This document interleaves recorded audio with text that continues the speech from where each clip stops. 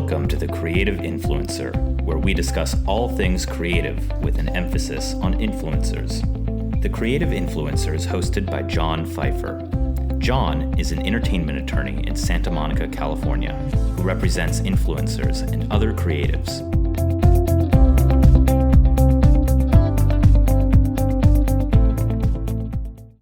This is episode 11 of the first season of the Creative Influencer podcast. Today we interview Carter Scher. Carter takes us through his journey from award-winning designer to YouTube influencer. His love of robotics and cars makes his videos truly unique. Stay tuned for a fascinating interview. I am joined today by Carter Scher. Welcome to the podcast. Thanks for having me. You have 2.4 million YouTube subscribers. Mm-hmm. Over 360 million channel views and over 130 videos. Okay. When did you start doing this? I first started in 2017. I remember the first day that I was like officially full-time for YouTube was April 1st, 2017. Is there a significance with April Fool's Day? I just remember it because it was April Fool's. Okay. It was the start of the month. That's when I moved home. So that day, I'm really bad with dates and time. So that's how I remember. So okay. I have that dates, but I started a couple months earlier. So I just graduated school, and that summer, my friend invited me out to Philadelphia to work on a startup with him. And I was going to talk about that in a second, but let's talk about it now. What was that startup? So that startup, it was called Automotive, named after our dog Otter, and it was a medical device company where we were going to automate pill dispensation so people can better adhere to the medication. And so completely different topic. And so we're using engineering to manufacture this thing, and it's a very difficult problem to have a device that can hold any different types of medication in a variation of different sizes and be able to just dispense the correct dosage very accurately, because it can't mess up. You can kill people, right? So it has to be. So it's a very difficult engineering problem. And did it get figured out? We started to, yeah. So we worked for that duration this summer. We were invited to an incubator program at the University of Pennsylvania. And during that time, I met a professor at the University of Pennsylvania that worked in the embedded systems lab, which is programming microcontrollers and robotics and stuff. And he hired me part-time while I was working on there. And what did you do for him? So I did a couple things. I was a research assistant, and then I was helping him create curriculum, and I taught a few classes in the graduate program for the Masters of Robotics. And the full, I guess the main focus of the work that I did with him was to build this intercollegiate self-driving car competition where different colleges can build their own self-driving cars, program it, then come to the competition and compete, and they'll drive autonomously. Now, how big were the cars? The cars were maybe 1/10 scale. They were Traxxas RC cars. So they were off the store. You can order them from Amazon. Everything you can get from Amazon. And so this is what I was designing. I was designing the laser printing chassis that I would send to them, the kit to attach all the sensors, the computers, everything. So it's a full manual. So I had to write the entire manual, build the entire car for these other colleges to get so they can, drive their own self-driving cars. Did it ever come to fruition where there was a competition? Yes. How many schools showed up? I think the first one was 8 or 11. And is there a road course they would have to follow that they would program it in? How they're small. They're so you're not out in the streets with these. Right. But you have a big area in the courtyard, and you can map it out by either painting lines on the ground. But in our case, we had bumpers, so they're off the ground, about 6 inches high. And this is what the cars were using. They had LiDAR sensors, they had cameras, and any variation of sensors you choose, all very low budget sensors. And that's the whole idea, is to push the performance of self-driving cars with cheap hardware. Google has crazy cars out there that work really well, but they have over $1 million of sensors on each vehicle. This is all about really cheap $20 sensors. How can you use suboptimal data and write better algorithms to use that data to learn how to self-drive? So do you think that's coming for full-size cars? But yeah, we had a full-size car that we were using at the same time. Which I'm going to take you back. This is a perfect transition back to your background. Okay. And I'm going to start with your LinkedIn page, of all things. All right. It says that you've been creating captivating and integrating devices virtually your whole life, and when you was really young, you didn't play with commercial toys, you had to modify them. Tell me about that. Yeah, I mean, as far as I could remember, and I probably half of these memories are so old that they're just my parents like telling me of these times when I'm like very young. But I mean, ever since, like, had a strong passion for RC cars. I always thought they were very interesting. So for my birthday, I always wanted a new RC car. And I remember early on having quite the collection of various RC cars, and my friends would come over to drive them out in the driveway. But they oftentimes wouldn't remain in one piece. I'd take them apart. I'd try to like double the batteries, because doubling the voltage on a DC motor like makes it go twice as fast. And I'd burn them out and break them, and so then I had like a garbage, like, junkyard. Your junkyard of cars. And then I remember sometime in, I don't even know how old I was. It was probably maybe 7th grade. Since I have all these RC cars, I'm learning more about like computers and stuff. So I'd take them apart. And so I'd have like the transmitter and then the receiver that could control a motor, and I remote controlled the blinds in my room and the lights. So I could sit there with a controller and open and close my blinds and turn my lights on and off. With having very basic understanding of how any of it works. As my dad, he was a chemical engineer, so he knew about like chemicals and stuff, which I thought were interesting also, but no one ever told me about how like electronics worked, so I would love to kind of figure out my own. And then it goes on that you designed your own engine-powered devices, including a hovercraft and unique go-karts out of wood. Yeah. Tell me about the hovercraft. So the hovercraft, I think that was also in 7th grade. And this was something that my dad... Of course, what do you do in 7th grade when we got hovercraft? So this was something that... I'm not sure exactly how I came across hovercrafts, but I remember like watching a video of them. I don't think I was on YouTube at the time. I don't think I came on YouTube until 2009, and this would be 2007. So I don't know where the videos came from, but there's some sort of platform that I was watching videos on. I saw hovercrafts, and I remember like talking to my dad, like showing that these are really cool. He said, "Oh, we can make one." And I'm like, "Okay, well, let's try it." So we went and got a piece of plywood. We got tarps to build the diaphragm. We got leaf blowers, and we were able to successfully make it work, but not that great. Yeah. But it was enough for me, and it was a cool project. And then, this is the part I love. At age 11, you got a welder for your birthday. Yeah. After apparently some convincing of your parents. Yeah, so for a while, I'd build all kinds of stuff. I was always into like riding like ATVs and dirt bikes. And I think we got my first ATV at like 4th grade or something, we got a go-kart earlier and then the ATV later. And I just loved that kind of stuff. And the go-kart was like really junky, so it constantly needed like maintenance for like the brake pads, and the chain would fall off. So I was getting hands-on with that kind of stuff. And I was also like building a lot of projects at the time. So I knew the limitations of wood, and I wanted to use metal. And metal's very difficult to like, it's more difficult to cut and then drill and then bolt together. But I figured if I had a welder, you can basically, it's like glue. You can glue, and it's very strong. And so that idea just was like so interesting to me. And so I asked my parents for a welder, and I got one for my 12th birthday. And then, they just let me be out in the garage, and I just figured out, taught myself how to weld, and I started welding everything I could. Now, when you started to teach yourself to weld, was your dad out there as well? He didn't know how to weld. But he was out there for the, Because I told you, before we started, I grew up on a farm, and I welded at that age too, only my dad was always there. Gotcha. No, I mean, oftentimes it's, I'm outside in the garage from when I get home to school to 12 o'clock at night. My parents are bringing me dinner in the garage because I'm not eating. I'm just working out there. Very obsessive personality. Just making everything I can possibly can. And then in your teens, you started to design and create innovative walking devices? Yeah. What are those? So this was, I think... probably about 2009, so I'm in high school freshman year. Like I get on YouTube. I remember even to this day, and if you look at my like saved history from back in 2009, I have these videos. So I would scour the internet for all these like mechanical like linkages is what they're called, where you have like different bars connected together, and then like one spins around and you get other movements out of like, so you start with a rotary input like a bicycle pedal, but then you can use linkages to create different outputs.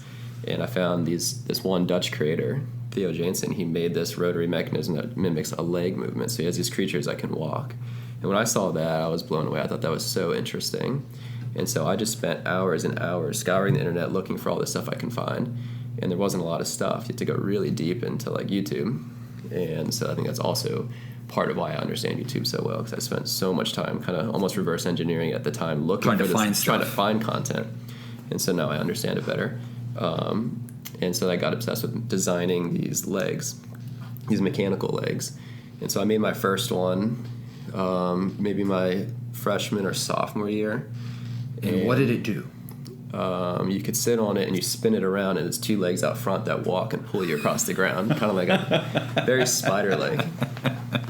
So that was the first one. The next one I made, I wanted to mimic humans. So I remember measuring my sister, how long her hip to her knee, and then her knee to her foot. Was she a willing participant in this? Yeah, and so then I would use those measurements and try to design the ratios and figure out how to make it to make the movement work. And by changing the lengths of each of the linkages in there, you get a different effect. And so I spent many times, and I would start with a quick wood prototype, put it together, and then make a metal one, and so on and so forth, and just.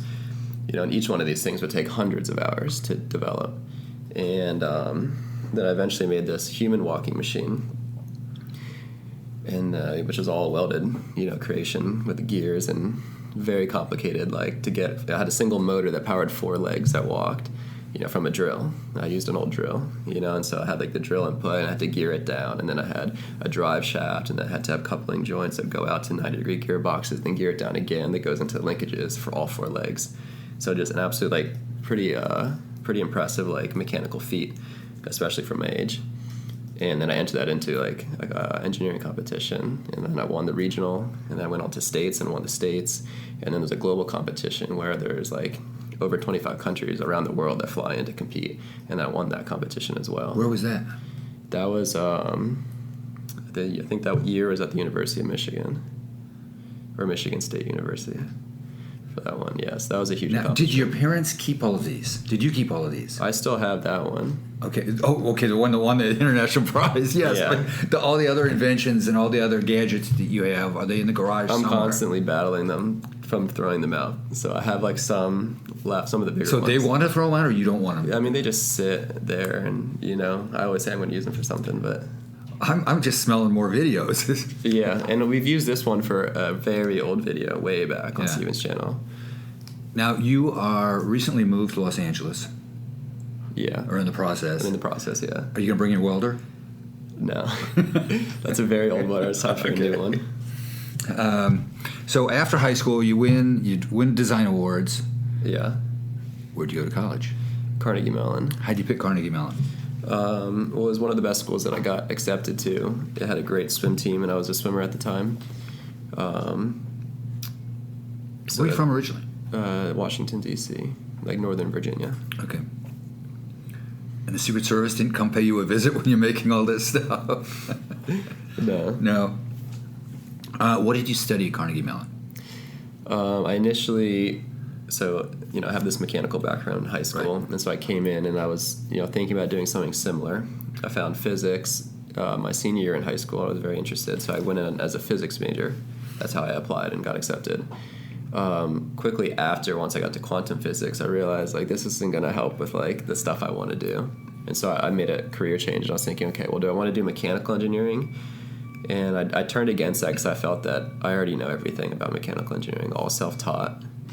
And, I'm only a sophomore at the time. That's a pretty bold claim. But then I say, I love, robotics, and that's where I want to go. These mechanical legs, I can only get so much more mechanical. I need to get, intelligent. I need to be able to program them and put actuators and motors. And that's all robotics. And so I looked into doing computer engineering. And there's some classes I didn't like. They didn't all align with what my interests were, so I ended up creating my own major at the school.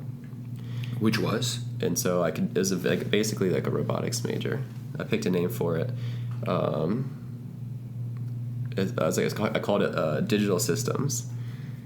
And basically is the idea of they didn't have a robotics major, but they had so many great courses. And so many great computer science courses and electrical engineering, but they didn't have a major that had pick and choose. I'm actually surprised Carnegie Mellon didn't. They had a robotics major, but it was a secondary major, which means you have to double major in order to add that one on. Yeah. But I said, no, I just want to study what I want to study. And so I ended up creating my own major. And so I was able to pick and choose all the courses that were going to help me in my interest of building robots and learning about this stuff. So let's shift to social media, because your robotics and your building has been a big part of YouTube videos. Mm-hmm. Tell me about the moment you decided to start a YouTube channel. Well, I created mine in 2009, technically, even the one I upload today. But I didn't start it as a YouTuber. I just started to view content. So I was working at Philadelphia, or at UPenn at the time in Philadelphia. My brother was home. He finished a year or two at a job that he didn't like, so he was back home. And it was only a 3-hour bus ride, so I came home every now and again. And he was in the process of looking for new jobs and kind of doing other things. And one thing he was more of like a hobby at the time was YouTube, and so at the time I was like, that's kind of cool. Like, I'll help out with some fun videos while I'm home for the weekend. Right. And then I think we kind of found like other people on YouTube are doing this full time, like it's their job, and I was curious. Like, that's kind of interesting. Like, it's fun to make these videos. So I looked into it. I started doing my research, and I was like, slowly learning that like, yeah, lots of people are actually doing this as a full-time career. And so I started to become more interested in it. So I started to look up like, how many views do you need to make? Like, how big would you have to be in order to be considered full-time? Do you need 50 million subs like PewDiePie, or can you be at like... And when did you do this research? When were you doing this? While I was still a full-time job in Philadelphia. And at that point, well, that's a couple years ago, correct? That was like early 2017. Okay. At that point, how many subscribers did you think that you needed to make this a full-time job? It was hard to say, but I think 100,000 subscribers was a big deal. One, because YouTube recognizes that as a huge accomplishment, and that's when you get like the first play button. The next milestone is 1 million, and then 10 million. So receiving that first silver play button is like a very huge thing. People have it on their walls, and it's a huge thing to look at. And you guys have a bunch on your walls, correct? We have a lot now. Yeah, it fills up the whole wall at this point. So at the time, I was with my brother, and so we had a little bit of traction getting started. We made a little bit of money, and I was kind of like shocked. I was like, wow, this is more than I expected from just a video that took off. Now, is this just from AdSense, or this was is this from sponsored? AdSense? Okay. Yeah, no, sponsors don't come for another year down in the storyline. And so I was kind of like surprised. I was like, wow, that's interesting. So maybe these numbers I was doing research on, which I didn't believe were real. These people could be making good money. And so then I joked with Steven. I think we were so his channel just at the time, like a dead channel that he's had since 2009 or whatever, just because he was viewing content. He uploaded a few in high school, whatever. Probably had 16,000 subscribers from years ago. He hasn't uploaded content in like 8 years. You know what I mean? Right. But we're like, okay, well, it's still a bigger number than my channel, which probably has like 100 subscribers or whatever. And so we started uploading content on his channel because we thought that would be our best foot forward, our best chance of making something happen. So you start uploading content. Did you in any way advertise it? Did you in any way promote it? No. So the content basically promoted itself. Yeah. And so at the time, so as we got serious and we got focused, I joked with Steven. It says at 100,000 subscribers, I'll quit my job and I'll go full time. We'll really dedicate ourselves. So until that time, I spent as many hours as I was obsessing in the garage welding or doing anything else in my past. I'm now trying to reverse engineer YouTube. I have a coding background now. I understand how computers work and how programs work and algorithms work.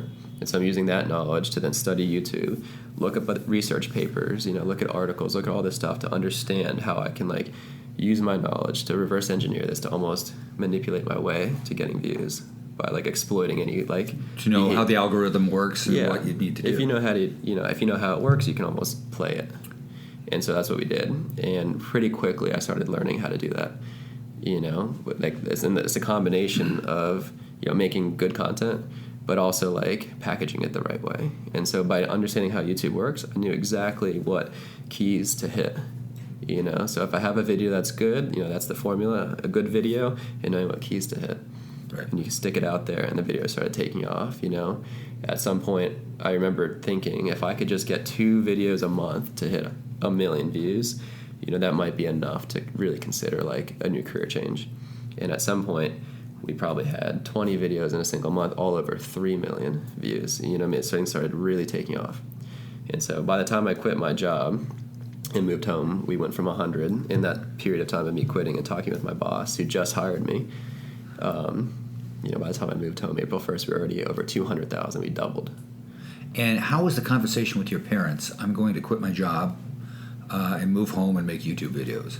Yeah, so it was pretty nervous at the time. I was very nervous about it. I was probably maybe more nervous talking to my professor, who hired me, and we built such great, bond together, and we did such great work together, and he really helped me out a lot that period of time in my life with this opportunity he gave me. So that was a very nervous conversation. And then I didn't think I'd be so nervous about my parents, but I was very nervous about it, and also just nervous as a life choice. A pretty big thing, but I thought it was talking perfect. to a lot of parents don't understand it. They're like... Yeah, I think my parents, my whole life, have been extremely supportive with any crazy project or thing that I've done in my past.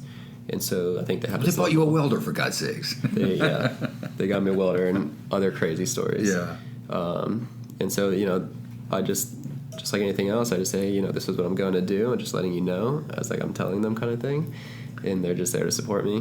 But I know for this one, they just didn't understand. They were like, I don't know, this is kind of crazy. Like, I know my mom might have said a comment that was kind of like harsh, because she was just shocked, and then my dad, just had to trust me, and so that's what I did. I moved home, and they were open to that, to the support, and from there, we just kept going. Your most popular video is RC car drives on a pool. Yeah. Where did you get the idea to drive? And it's not really a pool, it was a pond kind of, but where did you get the idea to drive a car on a pond? I always thought that like these hydroplaning videos I've seen, over the years are really interesting. I didn't really see a lot with RC cars, but I saw a lot with like snowmobiles can drive on water because they have such a large surface area and they go really fast. Dirt bikes can do it, even if you have to go really fast. ATVs, stuff like that. And I always had this crazy fascination of like building some like dirt bike or something that was more designed to drive on water. And so then I came up with this idea, okay, I'll try driving an RC car. They're super fast now, compared to when I was younger. They have like brushless motors and they're extremely powerful. And you get paddle tires that can really grab the water. And Did you put special tires on this car? So I put paddle tires on this. We stuck it on the side of the pool. And I had no idea if it was going to work, but I thought it would make good content. Put some slow-mos on it. And slow-mo with water always looks cool. And so we drove it across and worked really well. It was. I was watching the GoPro version of it, and it was a view that you don't see. Yeah, it's pretty wild. Did you build the car yourself, or did you just modify it? I modified it a little bit. I added a more powerful battery and larger paddle wheels to it. Then you have a whole series of videos about a safe. Yeah. Now we're getting into some good stuff. Yeah. How did you come up with the idea of a safe? Yeah, that's a good question. Again, I look at and study YouTube a lot, and so when something does well, I see it. And I've noticed these like treasure hunt kind of style videos doing well for other people, where they kind of are like treasure hunting, or maybe they find like a treasure box in the sand or something in the house or whatever. There's lots of variations of it. I think it's a kind of like a common theme that just humans in general are interested in. And a lot of this is kind of understanding psychology. And I have no education on that, but just self-taught kind of understanding of it. And so one day I needed to film, I needed to upload tomorrow. It's at the end of the day, and I just need something quick. And so I asked Liz if she wants to film. She says no. I'm like, come on, I'll be quick. Like, we're just going to run upstairs. I have a safe in my room. Well, okay, I got to stop you a second. Because that was going to be the next question. Where'd you get the safe? But no, it was in your room. What were you doing with the safe in your room? So I had one from way back when. I used to collect coins back when I was like 12. I got into like the antique coins or whatever. So for one of my birthdays, my parents got me a safe. As another birthday present. And so this one just sat up there, and then since mid-high school, I kind of like just lost interest, and it just kind of sits. But then I remember I had that, so I was looking at these treasure things. I was like, okay, well, let's film something with the safe. I'll pretend I find it in my room, and we'll try to crack into it and find all these coins. It'll be really cool. And this is not the safe series. This is the precursor to this. And so then Liz didn't want to film. I just kind of pushed her, and I was like, come on, it'll be really quick. And so I grab her. We make a really quick video. It's probably like a 15-minute video filmed in 17 minutes, which isn't the case. That's how people think it is. Normally it's like 3 hours and you get like 6 minutes of content. So this one was just like straight on, right across. Almost vlog-ish. Very vlog. But even when we film vlogs, it's not as easy as you would think. So this one was very easy. Like, I was like, wow, this is kind of like a crappy video. Like, I don't know, but let's just put it up. I don't have anything for tomorrow. And so we put it up and it ends up doing really well. You know, and this is one of those videos that just continued to just not stop, never died out. Just, you know, now it's one of my top videos. So knowing about that a few weeks later, you know, I'm trying to think, okay, what do I want to get into? And this is abandoned town that also had a lot of success of us exploring. So I was like, what if we combine the two? And I find a safe in that abandoned town. And so I go on Craigslist and I look up safe. I look for a really old antique looking one and I find one. So I call the guy up, we go drive out there and we go buy it. And then it's really big, it's really heavy, you know, and so it takes like 2-3 people to lift it up into the bed of the truck, and then we have to park the car and then use like a dolly and go through the weeds and over the grass, and it's all abandoned. We throw it in this, you know, abandoned town. As we film a video of us finding it there, and that one did okay. And then the next one is we go back to the abandoned town and bring it back home. That one didn't do that great, and then we. This was another quick one. I think we were leaving for a trip, so I was like packed in my bag. It was like Uber's like almost in the driveway. I filmed a quick video of me trying to smack it open with a sledgehammer, and that did really well. People really were very curious about trying to open it, and so I built a whole series of videos of me trying to open it. You're dropping it from up high. Yeah, I dropped it off a 60-foot J lift onto the ground. We did liquid nitrogen. We drove a monster truck on it. We sunk it in the bottom of the pond for a week. Like we got into all crazy stuff. A very exciting series, you know. And each of those videos just kept doing very well. I think it was very interesting, and a huge curiosity factor involved with that one. Yeah, what's in it? Because what's in it? Yeah. And so then we finally get into it. You know, at some point I realized, you know, there's been enough videos. It's been like a month or two at this point. Yeah. You know, it's time to open this thing. And so we build this whole huge finale. And, you know, originally when I got the safe, I figured it was only going to be a 3-part series. I find it, I try to open it, and then I open it. 3 videos, you know. And so we filled it with $1 million in cash inside the safe, you know. And because who doesn't have $1 million laying around? yeah, so it was prop money, and we get it like custom order to be aged in the right bill era from the 1980s and everything. So it looks like very old, you know, 1980. Wanted me to stick it in there, and so after we try to open this thing, you know, then we get a plasma cutter, we cut into this thing, we open it up, and then we call the cops, and the FBI shows up, and then they end up arresting us for having all this, like, you know, because they think we might be part of it, and we've been tampered with the evidence, and it was trespassing, and we stole the safe. And then, you know, we talk to the cops, it all works out, and they confiscate the money, and they leave, and that was the end of that series. It was an entertaining series. Yeah, it was a good one. Are you a car guy? A little bit. Because you feature Lamborghini. Yeah. Or, well, I mean, there's a bunch of high-end cars, but do you own any? I do, yeah. I have a Lamborghini. Which one? It's a Gallardo. How long have you had it?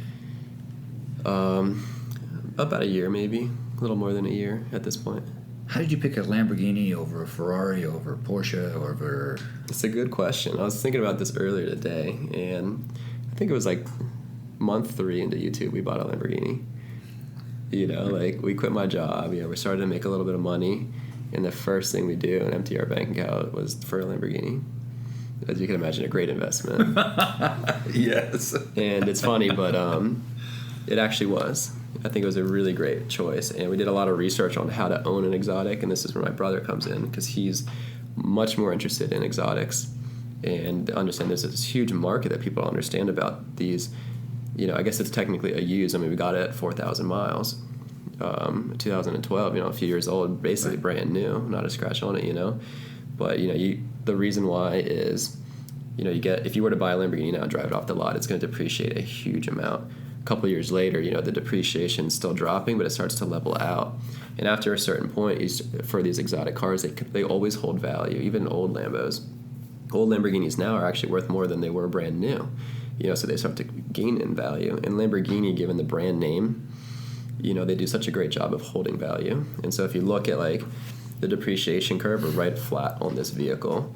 And then on top of that, since Lamborghini acquired Audi in the early 2000s or something like that, the cars are extremely reliable. There's low maintenance on them, and so you can actually own one affordably, and you can even own one, sell it a few years later, and make money. And so we did all of our research on this, and this was the perfect vehicle, but it also happens to be the most flashy because it's lime green. You know, right. So it was just perfectly aligned for us to make this choice. Now, what made you decide to do an off-road video with a Lamborghini? That's just something that I always wanted to do. I remember, hanging out in the backyard, driving dirt bikes and saying, if I ever got a Lamborghini, I'm gonna put a lift kit on it and, mud tires and take it off road. And so then, sure enough, then I got a Lamborghini. I was like, okay, well, I got to off-road it and see how it does. Most of your videos are filmed outdoors because we've talked about the pond, we've talked about dropping safes, Yeah. The Lamborghini off-road. How will moving to Los Angeles affect that? Oh, it's going to affect it a lot. Not necessarily for the negative. I think it could be positive. I think being out here in Los Angeles will open up a lot of different opportunities, but also close some. I'm not going to have a huge yard and a pond in the backyard anymore. But it's better weather, so it's a little bit easier, especially during the winter months, to be out here. They do have an ocean. But there's also places we could travel. So it'll be different, and I'm excited to see how it'll work. What are your goals for 2019? Basically, you're now going to be out. You'll be settled in. What do you want that first year out here to be? I want it to be fun. We've been working really hard for a long time and struggled through a lot of very difficult things up until this point, and so I want to kind of enjoy a little bit of the fruits of our labor, being out in a new area, and also just have fast growth. Which leads to the next question. What's your long-term goal for the channel? Long term, I just want to keep things going, at a steady pace, keep things growing, because there's always this fear, or there's always this possibility of things crashing and burning. It happens all the time. I see it all the time. Huge channels that came up and they're huge, or they used to be big when I was younger and they're just dead now. It's very easy to do, and it's caused by creator burnout, or not understanding YouTube, or not sticking with the changes, or any number of reasons. And so that's always a possibility. And so I want to diversify. What are you going to do to keep to diversify, to keep your content fresh? Yeah, just staying on top of it, and that's important with connecting with fans through comments. And just kind of, having that feedback. You can't just be putting videos out there blind. You have to be seeing how they do. You mentioned earlier that you have spent a lot of time on YouTube and kind of figured out the algorithms. How many hours a day are you on YouTube? It varies, but a lot. A lot means 15 minutes or 3 hours, 4 hours? I would say probably every 10 minutes my eyes are on YouTube throughout any day, just constantly. What is your average day? Your average work day? My average work day, it's different every day, I guess, but just kind of to give you an idea, I wake up in the morning. On a good day, I'll work out, and then come back for breakfast, have morning meeting, with the team, figure out what we have planned for the day. Usually I'll have a video scheduled. Okay, I want to do this today, and so then we'll talk about who's going to help me with that. Liz might have a video, or we might be producing other things. I might have calls with people or meetings with people, kind of go through all those things.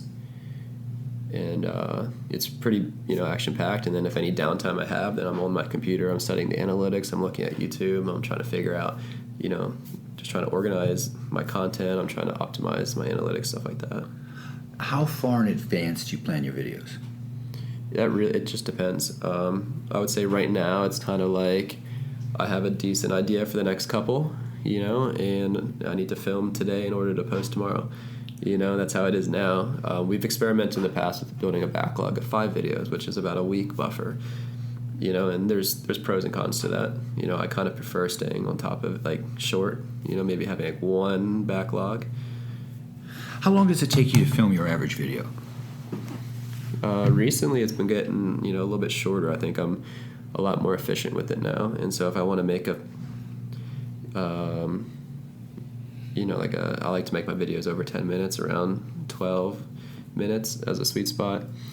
It'll probably take under an hour to film it. And do you have somebody edit it for you, or do you edit it yourself? I have an editor, yeah. How long into the process before you got the editor? Because I've talked to a lot of people, and it's that takes days if you do it yourself. Editing's tough, I've only ever edited one video in my life. And so early on, the split was, we filmed the video. My brother would edit the videos, and then I would do everything else, which is thumbnail and all the metadata and the optimizations. Right. Because that's, where I came from, my understanding. What's been your favorite video? The favorite video? It's always tough to pick a favorite, but I know it's like picking a child. Right? it's like, or picking a favorite food. It kind of changes from time to time. But the RC car on water ones are always a lot of fun, because it's a combination of, not a lot of people have done it. It's really hard to find. Like, I'm kind of like the first, not exactly the first, but probably close to it. And then also, you have this $500 RC car, and I packed it in a suitcase and flew it to Hawaii and only have one of them, and I need to produce content, right? So it's risky. And I'm driving over this water, you can't sink it, right? So then you're sitting out there counting down, and you're really nervous about driving it right so you don't sink it and ruin the car and kind of ruin the investment of hauling it all the way out to Hawaii. The video where it went across the pond, where was the pond located? I've done it a few times. So the one that I think you're referring to is probably just in my backyard. Okay, that's what I thought. And those are also fun because if it sinks, shoes are coming off, I'm jumping right in to save it. Somebody did jump in to save it. Yeah, so depending which one it is, I think you might be talking about, we had this really big truck. It was like orange, and it was a gasoline engine, which I've never seen a gasoline engine RC car drive on water, because gasoline engines and water don't mix. Are not a great combo. Electric cars aren't so bad because they're easy to waterproof, but an engine's sucking in air, and it's gasoline and air filters, and right. And so that one was a lot of fun. That was like a 3-day project to make that video work, and we drove it across the water, almost made it, did way better than I thought, and then it sinks, and Hunter had to jump in and pull it out, and we quickly had to tear pulled out the spark plug, take off the air filter, drain the fuel, get all the water out, otherwise it would sit and rust. Right. And we were able to put it all back together, and it worked probably about an hour or two. So the next day we go back down to film it again, and we did it a couple of times after that, and that was just a lot of fun. This thing. What precautions did you have to take with TSA to be able to ship one of those to Hawaii? Nothing. They just Which is crazy, yeah. So I had the biggest suitcase. I had to take the wheels off just to fit it in and cram it all in, and then I had these giant lithium-ion batteries. They're very large. Very dangerous. What happens, like when your phone messes up, it can be a little flame. But these ones are the size of a brick on a house, and I had like 4 of them. And I looked on the internet of how to get them out there, and they just said bring them. You can't check them, but have them on your carry-on. So I had them in my backpack, and they're as heavy as a brick too. And so I'd go through security, get stopped every time, get searched and swabbed and stuff, and then they would let me go. I don't know why they allow that on a plane. Those things are huge and dangerous. I'm going to change gears. All right. You've heard these questions, but I'm still going to ask you, what is your definition of an influencer? Someone who can influence people. Do you consider yourself to be an influencer? I think originally, yeah, by definition. And even now that I can see it, yeah, I can influence thousands of people. When did you first consider yourself to be an influencer? I guess, like, going back to that April 1st, 2017. When you quit your job? I mean, I'm more so, I would call it a YouTuber. That's how I kind of thought of it. I remember laying in bed thinking, like, this is it. Like, I quit my job. Like, it's time to focus, and I had no aspirations of looking back. When somebody asks you what you do, what do you tell them? It's a difficult question sometimes. I mean, it depends who it is. I'll just say I'm a YouTuber, I think that kind of gets an idea across. I mean, does it matter on the generation of the person? I mean, how old they are? I don't know. Yeah, I don't know. Sometimes you can just tell. Like, if I say it and they don't really get it, then I'll just switch my answer a little bit or explain exactly, because I do more than just YouTube videos, Like, we do a lot of stuff outside of YouTube as well. And you've had phenomenal success in a short period of time by comparison to others. But if you could start again, would you do anything differently? Oh, I'm definitely sure I would. And I made some mistakes, in the past. I probably would have started in high school if I would knew, that would give me a few more years. It would have been interesting to see you film some of those early contraptions, some of your inventions. Yeah, and I did, and they're actually on my channel, but they're not public anymore, but I have some content of that. Why aren't they public? It doesn't fit the theme of my channel. Okay. They're filmed on an iPhone 4 or whatever I had at the time, and there's no commentary. I'm just filming it and, whatever. Like, they're cool videos to keep personally, but they're not it's not a vlog. It wouldn't match. Right. You said you spend a lot of time on YouTube every day just doing research, basically. Yeah. What's the next big thing? The next big thing within YouTube? I don't know. I mean, YouTube's gone through a lot of changes since I've started. It's actually amazing kind of looking back of how different it was just 2 years ago. And, YouTube's really kind of evolving to have clean like good family friendly, like brand safe content. They're really pushing for that kind of stuff and really weeding other people out. There's creators that I've looked up to that have been large since before I've even considered YouTube and are now just absolutely struggling to stay afloat. Yeah. Last question. All right. Where can people find you on YouTube? Carter Share on YouTube. Thank you. It's been a pleasure. All right. Thank you. That's it for this time. If you enjoyed our podcast, please write a review on iTunes and tell your friends to subscribe. If you have any questions about influencers or suggestions for future episodes, email them to John at Pfeiffer@pfeifferlaw.com. Thank you for listening.